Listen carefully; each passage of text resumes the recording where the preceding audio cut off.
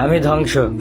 এই জীবনে যতটুকু দুঃখ আমি পেয়েছি, সত্যি বলছি, তার এক বিন্দুও পরিমাণও বহন করার শক্তি আমার ছিল না। কখনো চাইলেই কাঁদতে পারিনি, কখনো কারো কাঁধে মাথা রেখে বলতে পারিনি আমি ভালো নেই। তাই নিজের ভিতরেই সব জমিয়েছি হাসি মুখের আড়ালে, নীরবতার গভীরে। মানুষ ভাবে আমি শক্ত, আমি নির্লিপ্ত, আমি সব পারি, অথচ কেউ জানে না ভেতরে ভেতরে আমি কতবার ভেবেছি। একা রাতে বালিশ ভিজিয়েছি, চোখের জল দিয়ে গোপনে যুদ্ধ চালিয়ে গেছি। আমি নিজেকে এতবার জোড়া লাগিয়েছি যে এখন নিজের আসল রূপটাই ভুলে গেছি। কখনো ভাবিনি হয়তো এই দুঃখগুলো সামলে নিতে পারবো, হয়তো সময় ঠিক করে দিবে সবকিছু। কিন্তু বাস্তবতা হলো আমি আয়ত্তের বাইরে দুঃখ ধারণ করতে করতে এখন নিজেই ধ্বংস হয়ে গেছি।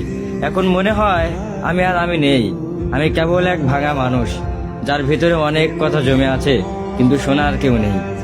সবাই বলে খারাপ সময় সবসময় থাকে না, সময় ভালো হয়ে যাবে, কিন্তু কেউ বোঝে না সময় শুধু ক্ষত তৈরি করে, সেগুলো শুকায় না।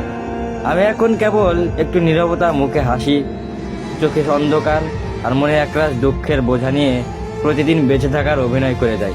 আমি ধ্বংস হয়েছি, তবু মুখে বলি আমি ভালো আছি।